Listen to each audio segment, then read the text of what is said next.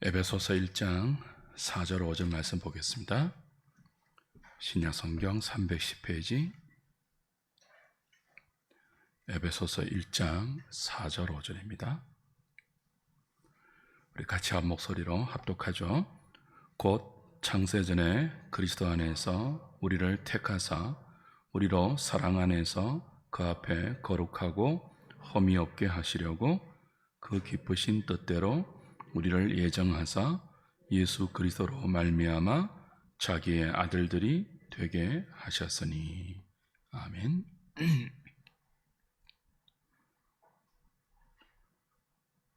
창세전에 성부 하나님께서 성자 안에서 우리를 택하셨습니다. 그리고 5절 후반부에 보면 자기의 아들들이 되게 하셨다 그랬죠. 자기의 아들들이 되게 하셨다. 지난주에 배웠던 양자 삼으신 은혜였습니다. 그리고 그 전에 4절에 보시면 그렇게 우리를 택하셔서 양자 삼으신 목적이 나옵니다. 우리로 사랑 안에서 그 앞에 거룩하고 험이 없게 하시려고. 분명한 택함의 목적, 우리를 하나님의 양자 삼으신 목적,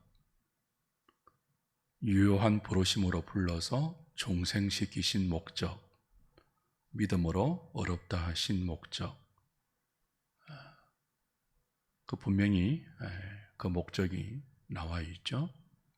이건 창세 전부터 가지신 삼위 하나님의 목적입니다. 구원의 목적이기도 해요. 거룩하고 험이 없게 하시는 것. 거룩이 오늘 우리가 배울 성화에 해당되고요. 험이 없게 하시려는 글로리피케이션, 영화에 해당됩니다. 구원의 서정의 마지막이 영화 아닙니까? 험이 없는 지점까지. 그 앞에 뭐죠? 거룩하고. 그러니까 이 우리의 거룩함은 창세 전부터 하나님께서 갖고 계신 계획이에요. 그 계획을 위해서 우리가 입양되었습니다. 우리가 하나님의 양자 되었다라고 할 때 자녀의 권세를 복으로 누리죠. 은혜로 자녀된 모든 권세를 누리지 않습니까? 동시에 이걸 생각하셔야 돼요. 하나님께서 우리를 자녀로 입양하신 이유입니다. 거룩하게 만들기 위해서예요. 하나님의 고집과 의지와 열심이 우리를 입양하신 데에서 발견할 수 있죠. 전에도 아주 한 말씀 드렸죠. 우리를 거룩하게 만들어 가시는데 이건 일주일에 한 번 신방하는 것으로 안 되지 않습니까? 그러니까 호적에 입적시키고 입양해서 성령을 믿는 자 안에 내주시키셔서 그리스도와 연합하시고 매일 우리를 이제 아들로 대우하시면서 아들답게 하늘의 왕자와 하늘의 공주답게 거룩하게 만들어 가시죠. 근데 이 거룩해지는 성화의 과정이 우린 보통 종교적으로 그리고 도덕적으로 윤리적으로만 이해하는 경향이 있습니다. 거룩이 굉장히 중요한데요. 그러니까 한국 교회는 좀 이 성화를 도외시하는 측면이 있습니다. 중생하는 순간, 믿음으로 어렵다함을 받는 순간 즉시 성화가 시작이 되는데 우린 믿음으로 어렵다함을 받는 칭의의 수준에 머물러 있다는 생각이 강하게 들죠. 성화를 별로 강조하지 않습니다. 근데 성화는 굉장히 중요한 하나님의 구원의 목적이에요. 거룩해지지 않는 구원은 저는 가짜라고 생각합니다. 근데 이 거룩이 뭐냐라고 할 때 오늘 에베소서 1장 4절은 단순한 윤리적, 도덕적, 어떤 종교적, 외적인 거룩이 아니라 사랑, 안에서라고 분명히 전제를 밝히고 있죠. 4절 다시 보시면요. 곧 창세전에 그리스도 안에서 우리를 택하사, 우리로 어디 안에서요? 사랑 안에서. 그리고 어디 앞에서요? 그 앞에서. 사랑 안에서, 그 앞에서. 그리고 거룩이 나오고 영화가 나와요. 그 우리의 거룩과 우리 구원의 완성인 영광의 영화는요, 사랑 안에서입니다. 그 앞에서입니다. 하나님 앞에서, 그 하나님의 사랑 안에서 거룩해지는 거예요. 그 거룩이 하나님의 사랑이라는 대전제를 빼고 단순히 윤리적, 종교적, 도덕적 어떤 탁월함, 어떤 그 경지에 도달하는 것이 아니고요, 사랑 안에서 거룩해지는 거예요. 다른 말로 하면 사랑을 위해서 거룩해지는 거예요. 우리 거룩이 구별된다는 것은 많이 배웠잖아요. 왜 구별됩니까? 사랑을 위해서 자신을 구별시키는 거예요. 누구와의 사랑이죠? 하나님과의 사랑이죠. 그런 측면에서 우리의 거룩함, 우리의 성화를 이해하면요, 이건 부담이 아니죠. 감격이죠. 하나님께서 우리를 더 깊이 사랑하기 위해서 우리를 더 구별시키는 성화, 감격이지 않습니까? 단순히 도덕적, 종교적 거룩의 요구면 부담스럽고 이게 외식으로 갈 수 있고 위선으로 갈 수 있습니다. 그리고 무거운 책임과 의무가 될 수 있습니다. 근데 이 거룩을 향한 하나님의 요구와 하나님의 구원의 계획이 사랑이라는 대전제가 확인될 때 우린 그 앞에 감사할 수밖에 없죠. 감격할 수밖에 없죠. 우리를 그렇게 사랑하시는 하나님의 마음을 내가 거룩하니 너희도 거룩하라 하는 이 거룩의 요구에서 확인할 수 있습니다. 자, 그런 전제를 가지고 오늘 요리문답 75문, 대요리문답 75문 성화를 좀 살피겠습니다. 제가 선을 읽어보겠습니다. 대요리문답은 57문부터 90문까지 은혜 언약의 중보자 예수 그리스도가 이루신 구속을 어떻게 그의 몸된 교회가 혜택으로 누리는지를 구원의 서정으로 가르치고 있습니다. 그 중에 지금 우리가 어디에 와 있다고요? 성화를 구원의 서정 가운데 성화에 와 있다는 거예요. 이 성화를 다루는 문답이 75문부터 78문까지인데 오늘 다 하지는 못하고요, 75문만 하려고 합니다. 방금 우리 에베소서 1장 4절 5절에서 확인한 바처럼 하나님께서 창세전에 그리스도 안에서 그의 기쁘신 뜻대로 자기 백성을 택하신 이유는 사랑 안에서 거룩하고 험이 없게 하시기 위함입니다. 그 목적을 위해서 하나님은 택한 자를 때가 되어 복음으로 효력 있게 부르시고 거듭나게 하십니다. 그러므로 하나님은 회심의 역사와 믿음을 통한 칭의의 은혜를 허락하시고 양자로 입양한 자기 백성을 택함의 목적대로 거룩하게 하십니다. 그러니까 신자의 남은 생의 최고의 목표는요, 거룩해지는 것입니다. 교회의 목표도 거룩에 두어야 됩니다. 교회의 지체인 모든 신자의 생의 최고의 목적도 거룩함에 있어야 합니다. 자, 그럼 거룩이 무엇인지 대요리문답이 어떻게 우리에게 거룩을 가르치고 있는지 확인해 보겠습니다. 제가 75문 읽을 테니까 여러분이 답해 보시죠. 제 75문, 성화 점점 거룩하게 되면 무엇입니까? 성화는 하나님의 은혜의 일입니다. 이 은혜로 말미암아 하나님께서는 세상을 창조하시기 전에 거룩하게 하시고자 택하신 사람들을 정하신 때에 성령님의 매우 힘있는 역사를 통해 그리스도의 죽으심과 부활을 택함받은 사람들에게 적용하시고 그들의 전 인격을 하나님의 형상대로 새롭게 하십니다. 또한 하나님께서는 생명에 이르는 회개의 씨와 그 밖에 다른 모든 구원의 은혜를 그들의 마음속에 두시고 그 모든 은혜를 일어나게 하시고 증가시키시고 강화시키셔서 그들이 죄에 대하여는 점점 더 죽고 새 생명에 대해서는 살게 하십니다. 성화를 이렇게 정의하고 가르치고 있습니다. 어떻습니까? 여러분, 대의문답이 아니 성경이 가르치는 이 성화의 정의를 배우신 적이 있습니까? 그리고 우리 신앙의 목표가 이 거룩이라는 사실에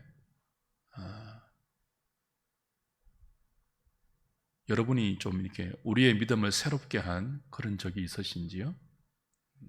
그리고 오늘 우리의 현존을, 오늘 우리의 일상을 이 거룩이라는 핵심에 부합시켜 가는 순종이 있는지요?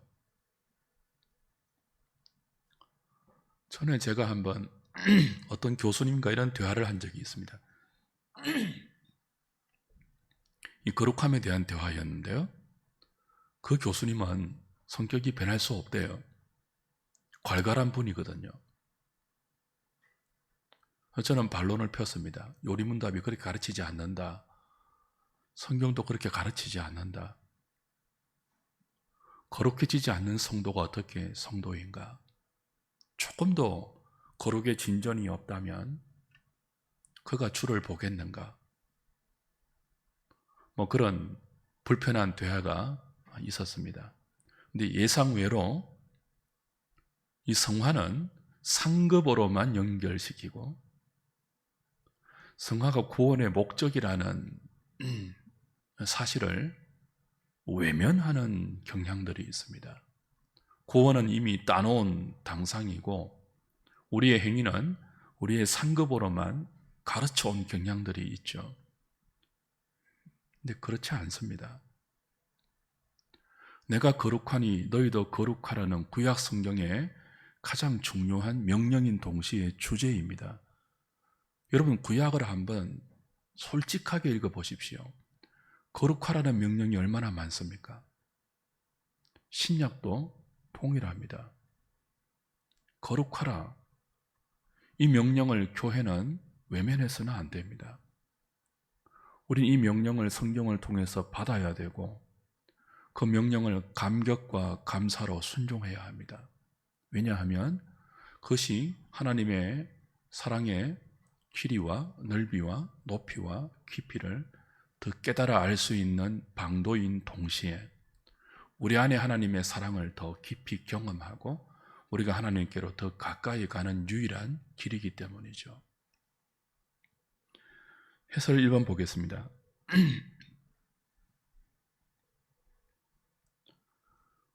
논리적인 구원의 서정에서 성화까지는요, 성화 전까지는요, 입양까지죠, 양자까지는 어떤 면에서 일방적인 성령님의 사역이라고 할 수 있습니다. 허물과 죄로 죽었던 우리가 뭘 할 수 있겠습니까? 그죠?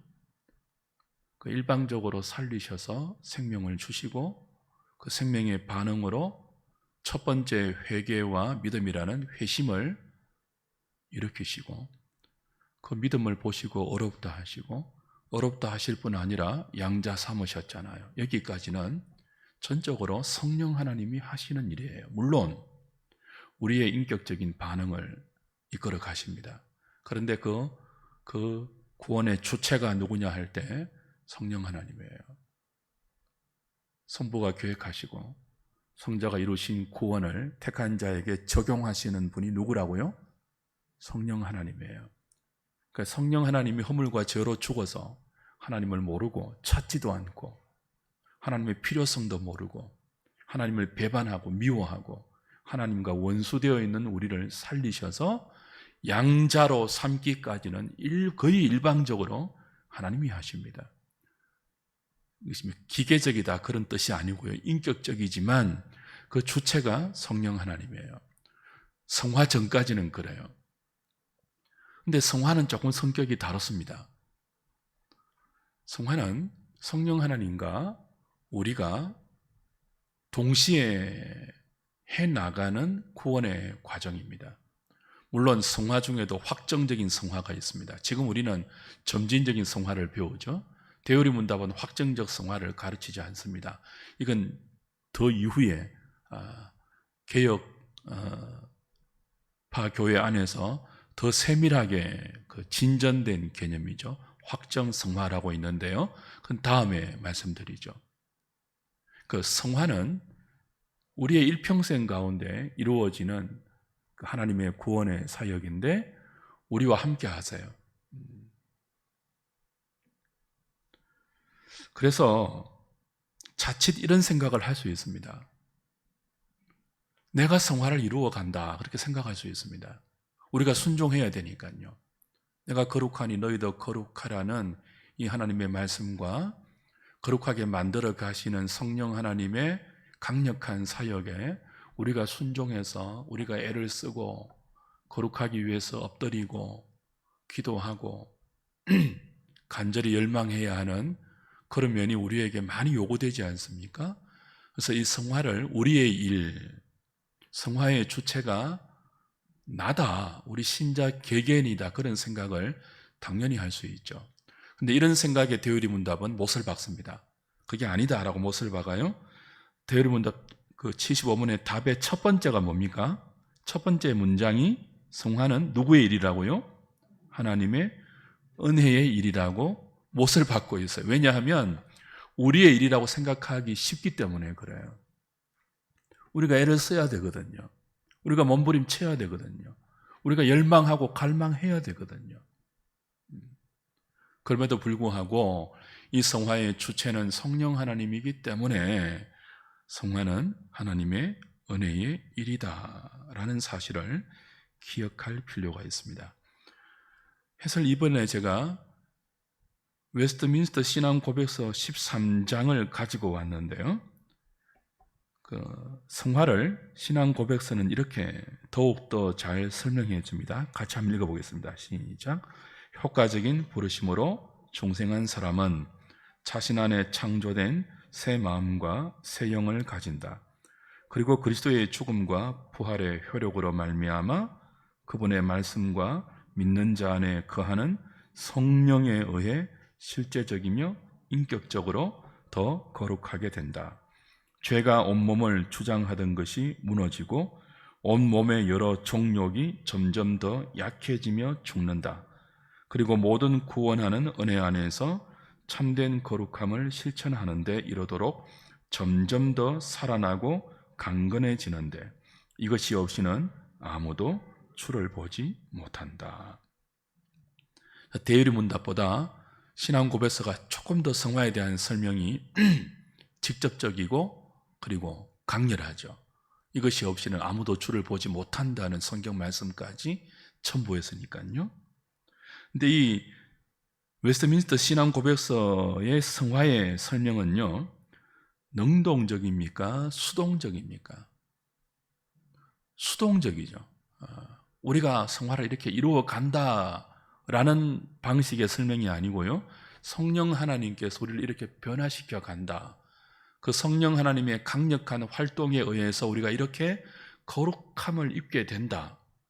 죄에 대해서 점점 죽게 되고 하나님에 대해서 점점 더 살아나게 된다라는 수동형의 설명이 훨씬 더 많죠. 무엇을 말합니까? 성화는 은혜로, 하나님의 은혜로 우리에게 이루어지는 성령 하나님의 사역이다 하는 것들을 강조하고 있는 것입니다. 3번을 같이 읽겠습니다. 이 은혜로 말미암아 하나님은 창세전에 그리스도 안에서 택한 자들을 하나님의 때에 불러 중생시키고 새 마음과 새 영을 주십니다. 그리고 자기 백성들을 위해 그리스도가 그의 죽음과 부활로 이루신 구원을 성령으로 적용시키되 믿음과 말씀을 통해 그들을 실제적이고 인격적으로 더 거룩하게 만들어 가십니다. 성화의 시작은 중생하는 순간이며 그리스도의 죽음과 부활을 나의 죽음과 나의 부활이 되도록 적용하시는 성령 하나님의 강력한 활동을 통해서 일평생 신자의 삶에 지속되어 죽음으로 완성됩니다. 우리의 성화를 만들어 가시는 성령 하나님의 강력한 활동의 도구는 말씀과 믿음입니다. 나에게는 말씀과 믿음을 통한 이런 인격적이고 성품적인 성화의 열매들이 나타나고 있는지요. 자, 성화를 하나님의 은혜가 하시는 일이라고 정의했잖아요. 우리가 성화를 함께 이루어 가지만 성화의 주체는 성령 하나님께서 은혜로 이루어 가십니다. 하나님의 일이에요. 우리의 일인 동시에 하나님의 일이에요. 그렇다면 생각을 해보십시오.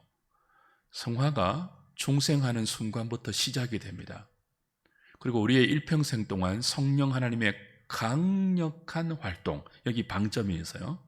매우 강력한 활동으로 그리스도가 이루신 죽음과 부활로 이루신 구속을 우리에게 효과적으로 적용시킵니다. 믿음과 말씀을 통해서 우리의 일평생 동안 지속적으로, 그리고 죽음의 순간 완성됩니다. 그럼 생각해 보세요. 성령님이 강력하게 활동하세요. 무엇을 위해서요? 성화를 위해서. 그런데 거룩해지지 않을 수가 있겠습니까? 어떻습니까? 하나님의 고집이 셀까요? 우리의 고집이 셀까요? 야곱이 몇 세에 죽었습니까? 140세를 살았습니다. 그가 죽을 때 내가 험악한 인생을 살았다 그랬습니다. 야곱의 이 험악한 인생 140년을 보면서 드는 생각이 없습니까? 우리도 성화되지 않으면 140까지 살 수 있습니다. 험악한 인생을. 그러니까 십자가의 한편 강도는 스페셜 케이스입니다. 극히 예외적인 케이스예요. 살아있을 때 하나님의 은총으로 복음의 부르심을 받아 중생을 받고 믿음을 선물로 받아서 어렵다 하심을 얻고 하나님의 양자가 된 사람은 거룩해지지 않으면 못 견딥니다. 뭐까지 동원하신다고 했죠? 히브리서에서는 징계까지 동원한다고 했습니다. 거룩해지지 않고 배길 수 있겠습니까? 하나님을 사랑하는 그 거룩의 자리로 자신을 죄로부터 구별시켜서 하나님께 가까이 가지 않고 견딜 성도가 있겠습니까? 근데 왜 이걸 안 가르칩니까, 교회는? 왜 복만 가르칩니까? 왜 부자 되는 것만 가르칩니까? 그래서 왜 우리의 인격이, 우리의 성품이, 우리 안에 계신 그리스도를 드러내지 못합니까? 왜 교회가 거룩하지 못합니까?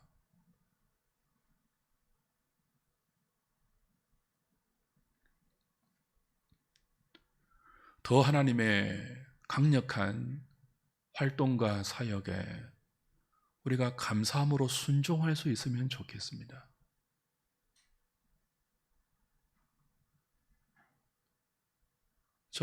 돌아가신 저희 형님이 돌아가시기 전에 며칠 밤을 회개하더라고요. 병상에서. 그 형님이 신학대학원까지 나왔거든요. 중간에 타락했어요. 방탕한 삶을 살았습니다. 병을 얻고 가정도 돌보지 않고 그렇게 사시다가 다 잃어버리고 저 곁으로 왔습니다. 저하고 나이 차이가 3살밖에 안 나요. 근데 벌써 오래전에 돌아가셨거든요. 돌아가시기 전 한 몇 년 동안 매일 우시면서 회개하시더라고요. 그냥 죽게 하지 않습니다. 하나님은 거룩하게 돌이키게 하십니다. 이건 협박이 아니고요, 사실입니다. 꼭 매를 맞고 병들고 읽고 그렇게 울고 회개하면서 우리의 성화를 이룰 필요 없지 않습니까? 사랑 안에서 그 앞에 거룩하거든요. 이 거룩함의 부르심이 하나님의 사랑의 초대임을 알고 회한의 돌아봄으로 우리의 삶을 거룩함으로 이렇게 몰아가는 것이 아니라 이 교회에서 가르치는 이 말씀을 통해서 감사와 감격으로 우리의 생을, 남은 생을 하나님의 거룩하심의 요구에 순종시키면 얼마나 좋겠습니까? 그렇게 될 수 있기를 간절히 소원합니다. 그래서 오늘 우리는 우리에게 물어봐야 되죠. 나에게는 말씀과 믿음을 통한 이런 인격적이고 성품적인 성화의 열매들이 나타나고 있는지요. 그죠? 처음보다 나중에 더 나아지는 저와 여러분 되면 좋겠습니다. 갈수록 거룩해지면 좋겠어요. 그게 우리의 기도의 제목이 되면 좋겠어요. 4번 보십시오. 칭의는 신분의 변화죠. 성화는요, 상태의 변화입니다. 수준의 변화입니다. 칭의는 무엇을 제거해 주는 은혜였습니까? 죄책을 제거해 주신 은혜였죠. 죄인을 의인으로 불러주셨으니까요. 성화는요, 무엇을 제거해 줍니까? 죄로 인한 오염과 부패를 제거해 주십니다. 일평생 동안입니다. 우리는 타락으로 인해서 전 인격이 죄로 오염되었고 죄의 권세 아래 있습니다. 성화는 이런 우리를 말씀과 믿음으로 거룩하게 하시되 몸과 영혼 전체를 하나님의 형상을 따라 새롭게 하시는 전인적인 성령 하나님의 사역입니다. 전인적인 성령 하나님의 사역. 전인이니까 지정의 전부가 성령 하나님에 의해서 새로워지고 거룩해진다는 거죠. 먼저 지식이 날로 새로워집니다. 하나님에 대한 지식. 호세아서 4장과 6장을 보면 하나님의 언약 백성인 이스라엘이 왜 망한다고 했습니까? 하나님을 아는 이 백성이 나를 아는 지식이 없어서 망한다 그랬습니다.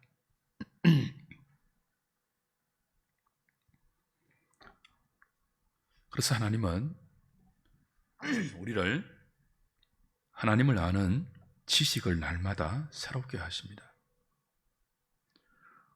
우리를 의와 진리와 거룩함으로 지은 새 사람으로 만들어 놓고 그냥 내팽겨 두시는 것이 아닙니다. 우리의 지성을 날마다 새롭게 하십니다. 매일 우리가 말씀을 묵상하잖아요. 그 말씀 묵상을 통해서 우리가 뭘 알아갑니까? 하나님이 어떤 분인지 알아가죠. 하나님이 나를 위해서 무슨 일을 하셨는지를 알아가죠. 그 하나님을 아는 지식을 요한복음 17장 3절은 영생이라 그랬습니다. 생명입니다. 우리의 지식이 날마다 새로워지고요. 두 번째는요, 우리의 감정도 새로워져요. 성령의 열매 가운데 사랑과 희락과 화평과 쭉 나오죠. 희락이 있지 않습니까? 희락, 기쁨. 이 기쁨은 감정이거든요. 그러니까 날마다 하늘의 기쁨이 우리를 거룩하게 만들어 가시는 성령님의 사역 가운데 우리 안에 더 증가되죠. 사탄은 우리의 기쁨을 방해하기 위해서 모조품을 만들어 내었는데요. 그게 무엇이라고 했습니까? 재미입니다. 재미. fun. joy가 아니라 fun. 재미, 쾌락. 여기에 우리를 길들이게 만들어서 하늘의 기쁨을 상실하게 만들죠. 빌립보를 쓴 바울이 빌립보 서신 전체를 통해서 그리스도 안에서 기뻐하라를 강조했습니다. 감옥에 갇힌 죄수인데 감옥 바깥에 있는 자유인을 향하여서 기뻐하라 그랬습니다. 나처럼 기뻐하라 그랬습니다. 다시 말하노니 기뻐하라 그랬습니다. 우리의 감정은 하늘의 희락으로 성령님의 성화하시는 사역에 의해서 점점 희락의 사람이 되어가죠. 더 하늘의 기쁨을 우리의 감정 안에 많이 소유할 수 있기를 바랍니다.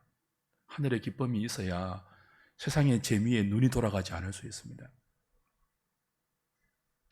세상의 재미에 빠지면 중독이 되죠. 현대인은 얼마나 많은 중독에 시달립니까? 중독. 기쁨을 잃어버린 인생에게 사탄이 강력하게 역사하는 것이 재미의 중독이죠.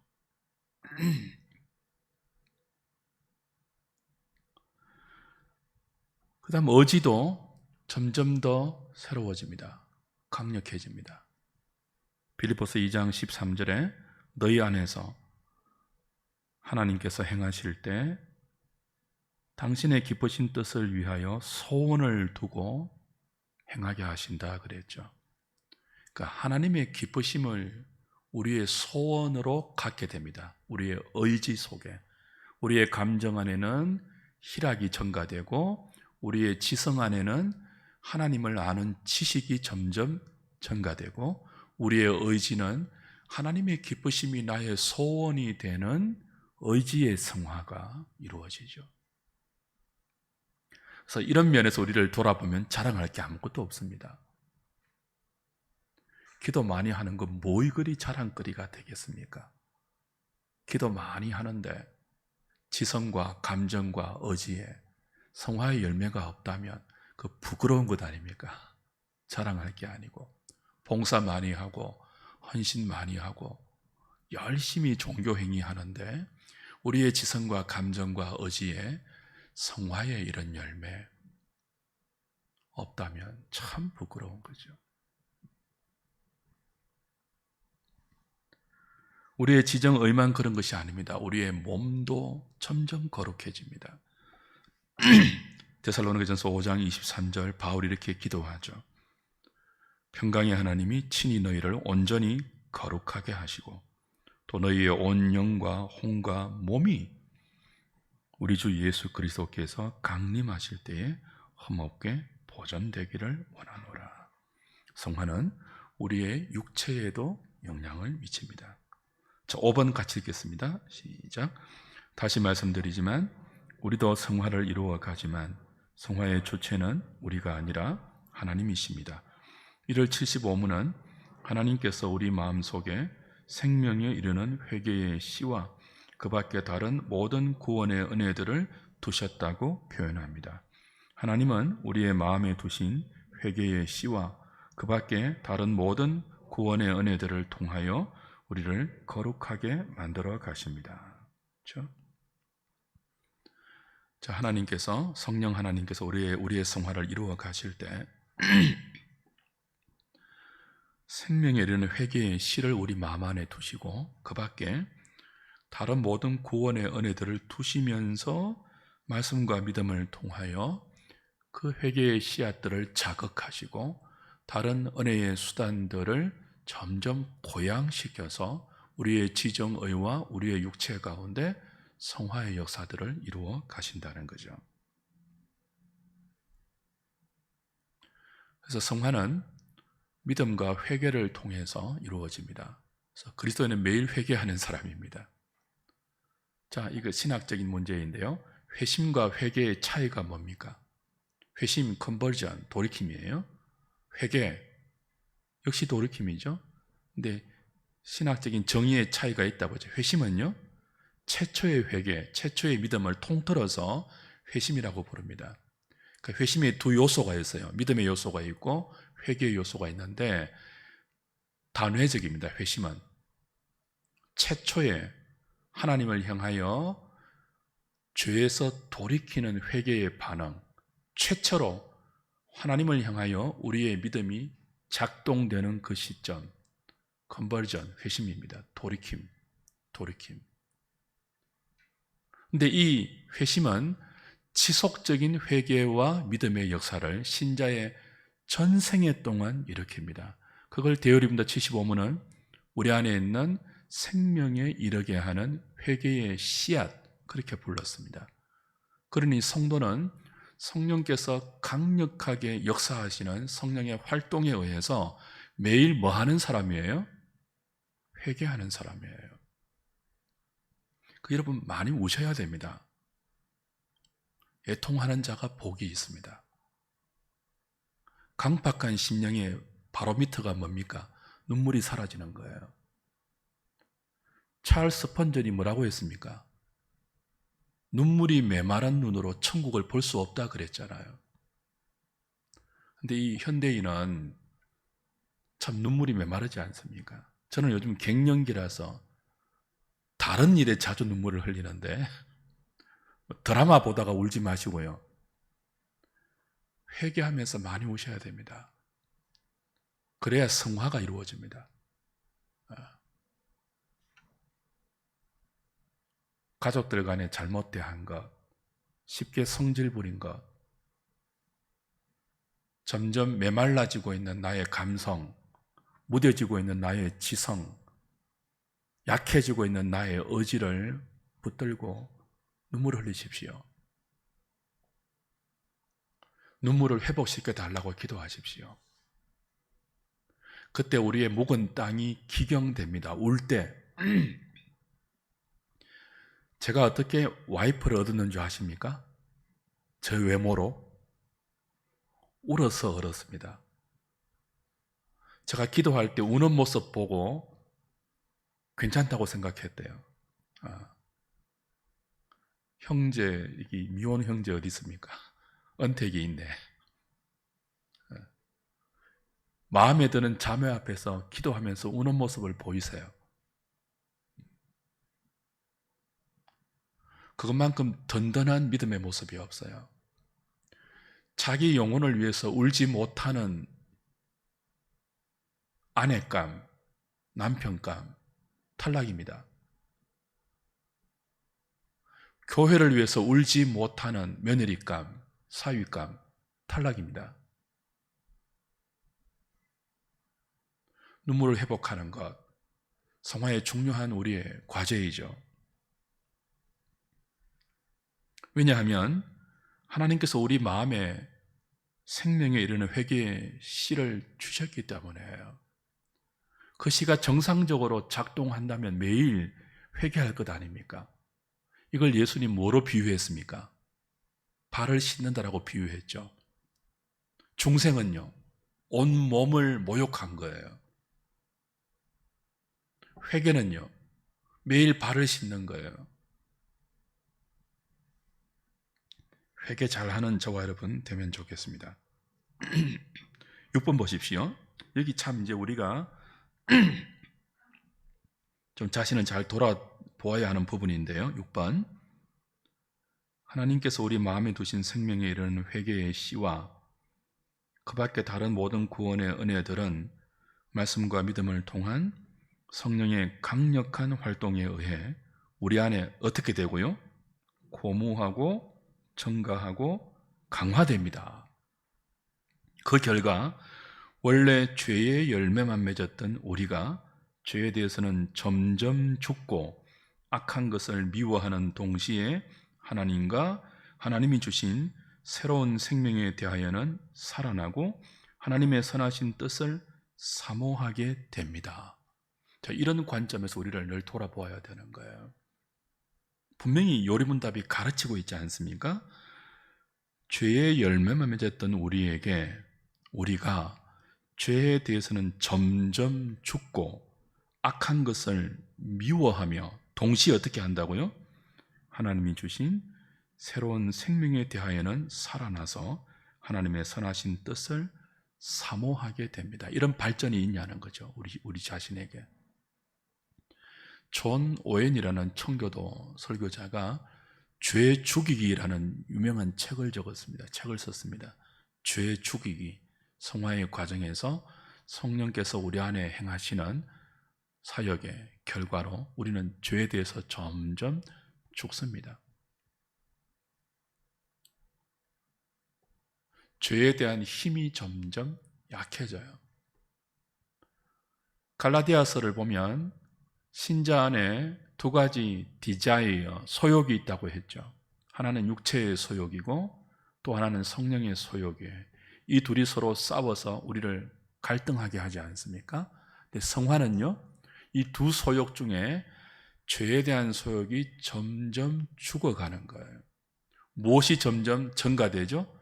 성령의 강력한 소욕이 점점 증가되어서 우리 안에서 하나님을 기쁘시게 하고 싶다. 더 하나님을 기쁘시게 하는 삶을 살고 싶다는 열망이 고무되고 강화되는 거예요. 그래서 우리 하누리 식구들은 서로가 만나면 이런 자극을 좀 주면 좋겠습니다. 와, 저 지체처럼 좀 나도 좀 더 거룩해지고 싶다. 서로 그렇게 자극하는, 자극제가 되는 사람들. 서로 만나면 자랑하고 막 그래서 시기를 일으키고 질투를 일으키고 그런 만남 말고요. 그런 교제 말고요. 서로에게 성화의 자극제가 되는.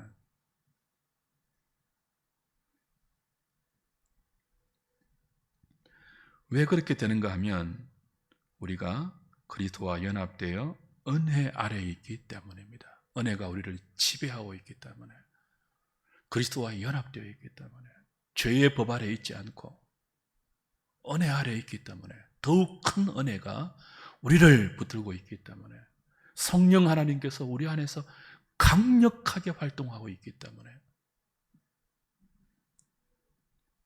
7번 보십시오. 이렇게 성령 하나님께서 말씀과 믿음을 통해 강력하게 활동하시면 우리는 새 마음과 새 영으로 하나님의 말씀에 반응하여 실제적이고 인격적인 변화의 열매를 맺게 됩니다. 성화는 추상적이지 않고 실제적입니다. 우리는 어렵다고 칭함을 받고 하나님의 양자로 입양된 사람답게 우리의 내면도 신분에 걸맞게 실제적으로 변화되어 갑니다. 물론 그 과정은 일평생 동안 점진적으로 이루어집니다. 때로는 퇴보도 하고 때로는 침체도 경험하고, 그렇게 하지만 그 퇴보와 침체조차도 우리 자신을 의지하지 않게 하고 성령 하나님을 더욱 의지하게 하는 계기가 되어 결국 성령의 힘을 공급받고 사랑 안에서 자라가는 전세에 무엇이 일어난다고요? 역전이 일어납니다. 그래서 결국 성도는 은혜 안에서 자라갑니다. 이 역전을 소망하십시오. 죄로 기울어졌던 우리의 내면이 의로 기울어지는 우리 내면 안의 영적 전투의 역전을 소망하십시오. 그리고 그 역전을 위해서 기도하십시오. 하나님, 이번 달은 패배의 경험보다 승리의 경험이 더 많습니다. 하나님 마음을 아프시게 해드린 사건들보다 하나님 마음을 기쁘시게 하는 사건이 더 많기를 원합니다. 그렇게 기도하면서 거기에서 퇴보하고 실패하고 좌절하고 침체 빠지면요, 우리 자신을 신뢰할 수 없다는 뼈저린 자각을 가지고 그리스도만 바라보면서 로마서 8장 3절 4절 말씀처럼 육신이 약하여서 할 수 없던 율법의 요구를 성령은 하게 하시나니 성령님을 바라보면서. 그러나 신자의 성화는 이 땅에서 완성이 됩니까? 안 됩니까? 8번이죠. 완성이 안 돼요. 웨슬리안들은 완전 성화를 주장합니다. 그러나 완전 성화는 불가능해요. 그렇죠? 점점 전세의 역전이 일어나지만 불완전합니다. 잘 가다가도 뭐예요? 뚝 떨어지기도 하고. 그래서 저는 그렇게 비유해요. 성도의 신앙생활은 롤러코스터다. 이게 일직선이 아니에요. 그 수학의 그래프에 이렇게 비례직선이 아니에요. 롤러코스터예요. 그러나 전체적으로 보면요, 점점 성령의 소욕에 우리가 근접해 가는 거죠.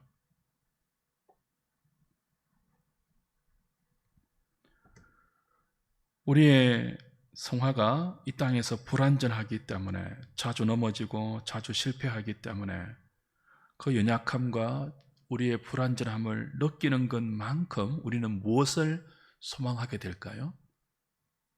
이 성화가 완성되는 그날, 주님이 다시 오시는 그날, 우리가 점도 없이 흠도 없이 그 앞에 영화되는 그날을 소망하는 거죠. 여러분, 그런 소망이 있지 않습니까? 죄를 더 이상 짓고 싶지 않다. 여러분, 그 죄에 실패하고 무너졌을 때 그 비참한 감정 아시죠? 얼마나 비참합니까? 마치 하나님께 버림받은 것 같은 그 캄캄한 영적 어둠, 기도해도 기도가 안 되고 찬송해도 마음이 돌같이 딱딱하고 설교 준비를 하면 지성이 살아나지 않고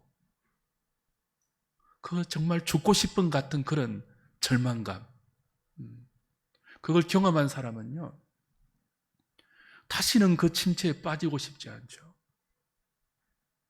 지옥 같지 않습니까? 저는 아내와 싸우면 10분을 못 견뎌요. 지옥이에요. 그 10분의 갈등이. 그 어떻게 같이 삽니까? 그렇게 해서.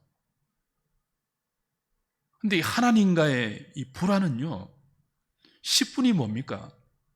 1분 1초도 정말 견디기 힘든 영적 고통을 초래하죠. 그런 영적 고통을 많이 경험한 신자들은 어떤 소망을 갖고 있는가 하면 이 죄의 고리를 좀 끊고 싶다. 우리 안에서 자꾸 일어나는 죄의 이 찌꺼기들, 이 타락한 본성들의 유혹과 그 도전을 더 이상 느끼고 싶지 않다.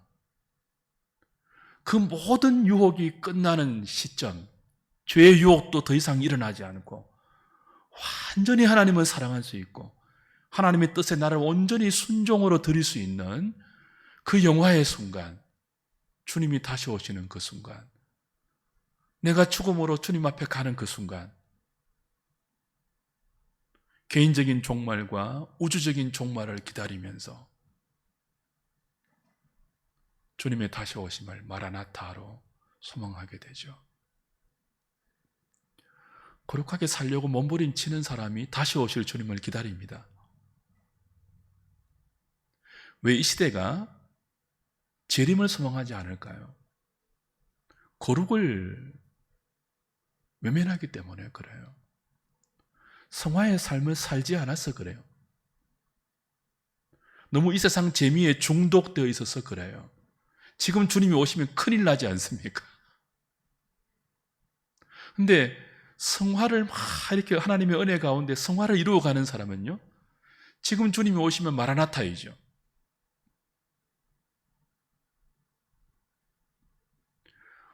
언제부터인가 이런 이야기가 저 먼 나라 이야기가 되었습니다. 당연한 우리의 신앙의 실제여야 하는데, 모든 교회와 모든 성도의 소망이어야 하는데, 이게 정말 딴 나라 이야기가 되었다고요. 그렇지 않습니까? 그런 신앙도 있습니까, 목사님? 있습니다. 우리 선조들은 그렇게 살았습니다. 위건호들, 청교도들, 개혁파 성도들. 신사참배 반대하다가 옥중에서 죽어갔던 우리의 선배들. 지독한 가난 속에서도 예배당 마루 밑에 엎드려 눈물 콧물 쏟으면서 기도했던 우리 할머니 할아버지들, 그랬지 않습니까? 서쪽 하늘에 붉은 노을만 걸려도 주님 오시는가 싶어서 주님 고대가 지어서 불렀던 그런 시절 있었지 않습니까? 근데 언제부터인가 우리가 배가 불러서 주님이 오시면 안 되는, 주님이 오시면 큰일 나는 잠든 신앙이 되었죠. 깼으면 좋겠습니다. 일어나면 좋겠습니다. 미약하지만 성령 하나님께서 우리에게 이런 소망을 다시 회복시켜 주시고 남은 생애 동안 강력하게 활동하시는 성령 하나님의 이 사역에 우리가 대항하지 않고 저항하지 않고 사랑 안에서 그 앞에 거룩해져가는, 성화되어져가는 저와 여러분 다 될 수 있기를 주님의 이름으로 부탁합니다. 우리 315장